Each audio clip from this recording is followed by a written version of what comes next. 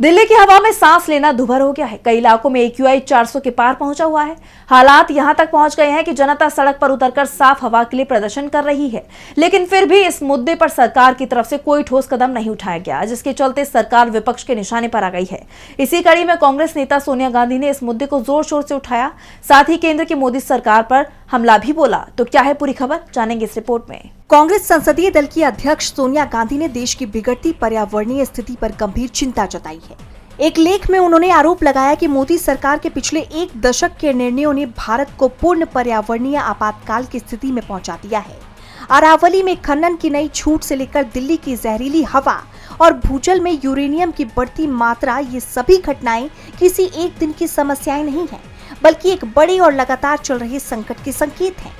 सोनिया गांधी ने सरकार के उस फैसले पर सवाल उठाया जिसमें 100 मीटर से कम ऊंचाई वाले अरावली पहाड़ों को खनन प्रतिबंधों से बाहर कर दिया गया है। उन्होंने कहा कि अरावली श्रृंखला का लगभग 90% हिस्सा इसी दायरे में आता है, जिससे पूरी श्रृंखला बड़े पैमाने पर खनन के लिए खुल जाती है। अरावली न केवल मरुस्थलीकरण को रोकने वाली प्राकृतिक ढाल है, बल्कि दिल्ली NCR के लिए धूल और गर्म हवाओं से सुरक्षा कवच भी है। लेकिन अब इसे खत्म किया जा रहा है, जो डेथ वारंट के बराबर है। कांग्रेस नेता ने अपने लेख में दिल्ली की वार्षिक सर्दियों वाली स्मॉग समस्या को भी गंभीरता से उठाया है।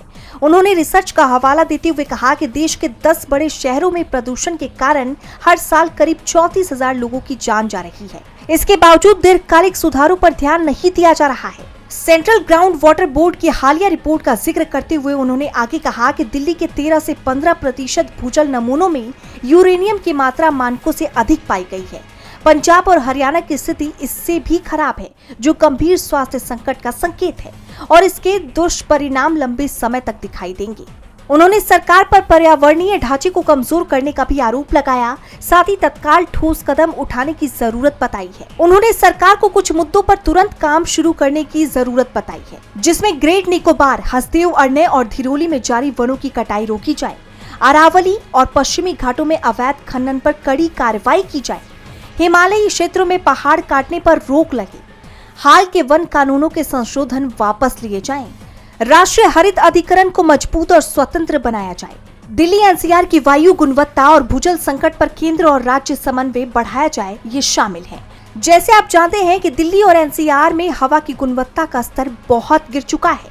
जहां डॉक्टर्स ने दिल्ली छोड़ने की सलाह दी है, तो वहीं सुप्रीम कोर्ट भी साफ कह चुका है कि सिर्फ मास्क से काम नहीं चलने वाला।